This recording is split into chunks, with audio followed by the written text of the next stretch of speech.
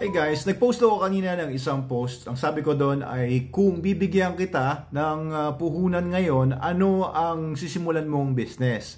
Ayan, maraming nag-comment doon. No? Tinitingnan ko kung ano yung mga gustong simulang business ng karamihan sa mga sasagot. Maraming mga sumagot, ang gusto daw nila maging business is pet shop or pet supplies, lalong-lalo na dealership or resellership ng SDN, yung ating dog food brand. Ito yung SDN, oh.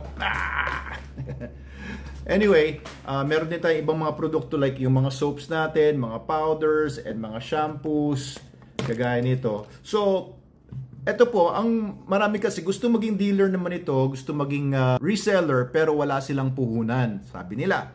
So, ang sinasabi ko naman ngayon, hindi nyo kailangan ng puhunan kung gusto nyo magkaroon ng SDN dealership or resellership. Tuturuan ko kayo ng walong mga paraan para magsimulan ninyo yung gusto ninyong negosyo na pwede naman talagang lumaki ng lumaki. Okay? Start small. Ito entrepreneurship, guys. You can start small, start with what you have, kung anong meron ka, tapos unti-unti yan lumalaki. Kung gagawin mo ng tama, lalaki po yan. Pinapangako sa inyo. Tuturuan ko po kayo. Okay, ang isang paraan para po makapagsimula kayo sa SDN dealership ninyo nang wala kayong puhunan is yung partnership. Eto, partnership or sponsorship. Pwede kayo makipag-partner sa kaibigan nyo, kamag-anak ninyo, kapamilya nyo na may puhunan. Actually, maliit lang na puhunan ang maaari ninyong ipundar. Kahit 5,000 lang yan, 10,000. Gusto mo, 1,000 nga lang. Pwede mo nang simulan yung SDN business mo. Pero alam nyo ba, ito bigyan ko kayo ng tip para sa mga gustong magnegosyo. Hindi lang SDN. Pero kapag ka mamumuhunan ka sa isang business, huwag mong papatayin yung puhunan.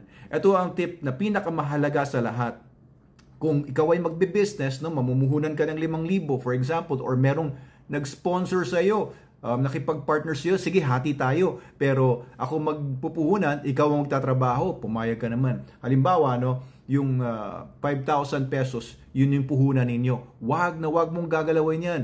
Pati yung napagbentaan ninyo, wag mong gagalawin yan. Halimbawa, napalago mo na yan, yung 5,000 naging 10,000, wag mong gagalawin yan. Kasi puhunan nyo yan. Depende yan, kung kukuha na kayo ng konting portion, ay pagka nalampasan nyo na yung agreed amount ng pinapaikot ninyong puhunan. Yung puhunan, wag nyong papatayin.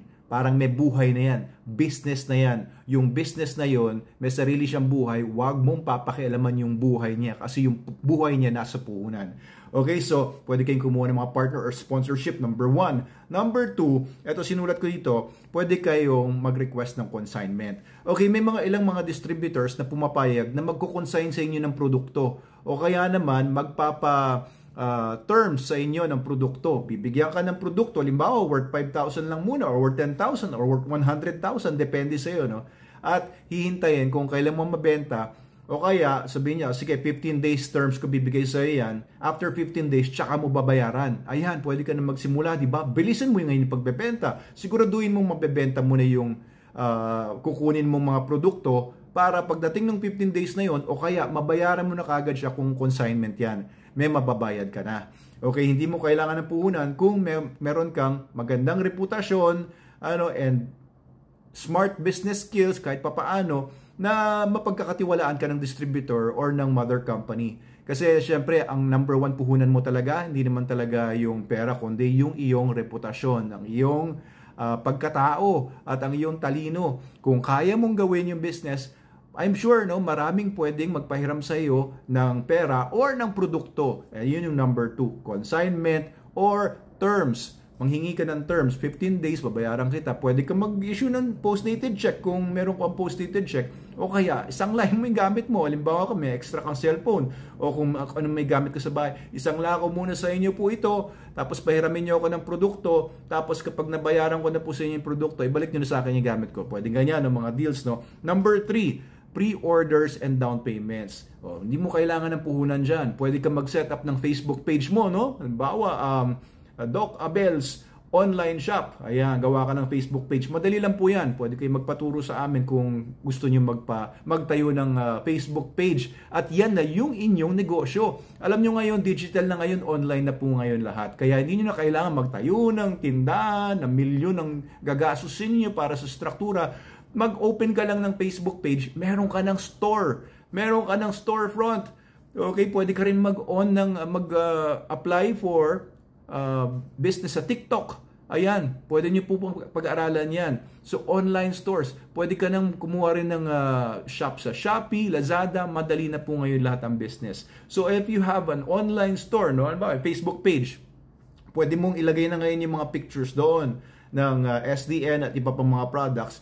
Kumuha ka na ng mga orders, pre-orders. Lalo na kung meron kang mga kaibigan, malalapit na may mga aso, may mga pusa, or kung ano naman gustong pakainin nila na or kailangan nila yung mga produkto natin, mag-pre-order ka na. Yun sa mga tiyak mo na o-order talaga. And then, tsaka ka mamumunan or tsaka ka makikipag-usap doon sa dealer or distributor na malapit sa inyo or sa inyong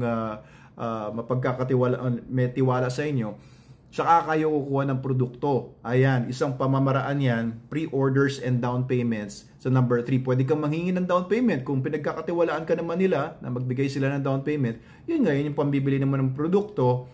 At a discount, of course, no? Business is about buying low, di ba? Bibili ka ng isang produkto na mababa ang presyo, may konti kang tubo pag binenta mo.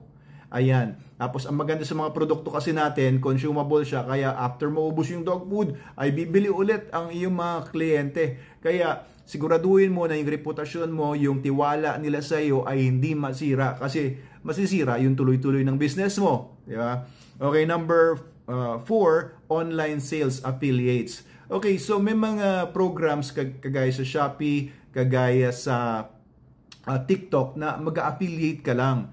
So, if you're an affiliate, no, igagawa ka ng video, for example, sa TikTok, tapos ilalagay mo sa yellow basket mo yung product ng Manalo K9 ng ating mga SDN or kung anong mga products yan. Kapag may bumili dahil dun sa video mo at may pinakita kang produkto sa kanila at nag-order sila, by clicking on your yellow basket or what, no, makakaroon ka na ng commissions.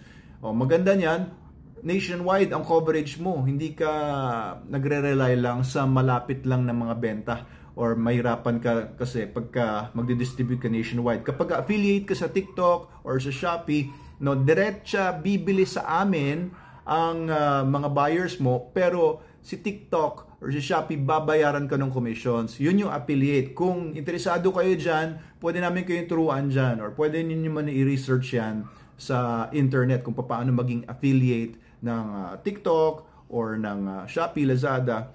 Tapos number 5 is networking and referrals. Kapag nag-start ka mag-dealership ng SDN, napakahalaga na marami kang mga network, marami kang mapagbebentahan, meron kang market and referrals. So you can start building your network and referrals na. Tapos pwede mong kausapin yung distributor, pwede mong kausapin yung mother company. At kapag meron ka ng network ng mga buyers mo, pwede ka naman siguro pagbigyan na mag-consignment sa iyo. Start with getting your network and referrals kung gusto mo makapagsimula ng SDN dealership kahit wala ka pang puhunan. Pwede mo na simulan yan, wala namang masama doon.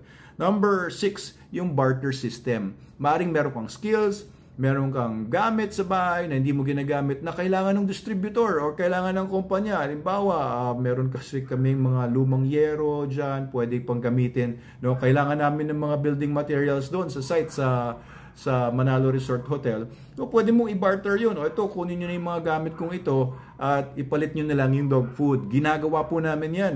Halimbawa naman, meron kayong iba pang gamit. No? Like now, we need tables and chairs. Or iba pang gamit. Kahit na anong gamit na sa tingin nyo pwedeng i-barter. Hindi nyo kailangan ng cash kung meron kayong gamit naman na pwedeng i-trade or i-swap. Yan, dati mahilig ako sa swap-swap. Ang dami ko nakuha mga gamit just by swapping, no? Kaya meron kayong relo, for example, na hindi ginagamit na may value or kung anong basta yung totoong may value, no? Pwede nyo i-swap yan for products na masisimulan ninyo yung dealership ninyo. And huwag nyo papatayin yung puhunan ninyo again, no?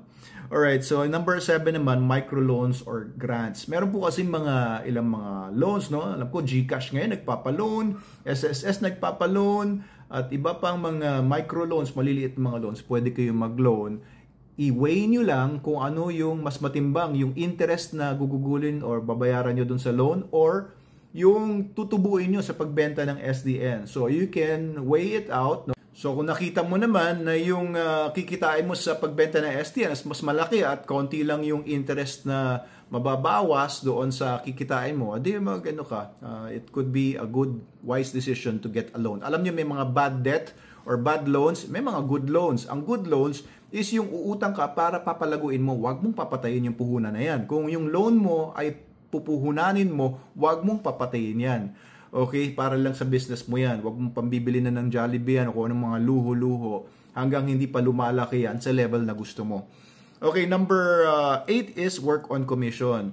Pwede rin po kayo lumapit sa dealer or distributor na ako, magbebenta ako ng produkto ninyo, tapos bibigyan ko po kayo ng ng mga buyers, ng mga sure buyers na may orders na, tapos bigyan niyo na lang po ang commission. Papayag kami niyan, papayag din ng mga distributors and dealers na lalapitan niyo kapag gusto niyo lang mag-work on commission. And later on yung commission niyo habang lumalaki, edi mag-dealer ka na kapag sizable na yan. Huwag mong papatayin yung puhunan mo. Okay, so yan po yung 8 pwede niyo gawin kung gusto niyo na maging dealer or reseller ng products natin pero wala kayong puhunan. Okay, number 1 is partnership, sponsorship. Sa may mga puhunan, pwede kang makipag-deal, partner, 50-50 kayo sa kikitain. Number 2, pwede kayong mag-request ng consignment or terms. Pero ito, ang puhunan nyo dyan is yung reputasyon ninyo at saka kayo mismo. Kasi like us, ako hindi ako basta-basta magtitiwala, magbibigay ng mga produkto so hindi ko naman kilala at hindi ko alam ang track record kung talagang matinong tao or kung marunong ba talaga siya magnegosyo. Number 3, pre-orders and down payments. Pwede kayo kumuha ng pre-orders, ibig sabihin, order na, magbabayad na ng down payment, tapos tsaka mo pambibili ng produkto. Number 4 is online sales affiliates. Pwede kayo mag-apply as affiliate ng TikTok, ng Shopee, etc. Number 5 is networking and referrals. Kukuha na kayo ng network, magbe-build na kayo ng network niyo and business, and then pwede niyo ilapit doon sa distributor or sa mother company para pwede kayong bigyan ng magandang deal. Number 6 is barter system. Pwede kayong makipag-swap ng inyong service or product or gamit na pwedeng ipampalit ninyo doon sa products na gagamitin nyo ngayon for your dealership. Number 7 is microloans or grants. Pwede kayong kumuha ng loan kung maliit lang naman yung puhunan nyo, tapos matagal nyo naman babayaran, hulog-hulugan. Tapos yun na yung pangsisimula ninyo ng dealership ninyo ng SDN or mga ibang mga products natin. Or number 8 is you can work on commission. You can act as an agent muna na freelance and then hingi ka na lang ng konting commission na later on yung commission mo na yun ay gagamitin mo na for your capital sa dealership ng SDN. Okay, so ayan po yung 8 tips na pwede kong ibigay sa inyo ngayon kasi alam nyo, ang puhunan po, hindi naman po lahat cash lang yan. Sa utak lang yan. Para-paraan lang po yan. So sana consider nyo yung mga paraan na yan. Tulungan po namin kayo kung meron po kayong gustong i-clarify, gusto nyo support, we can help you with that. At mabuhay po kayo. Sana po ay umunlad po tayong lahat.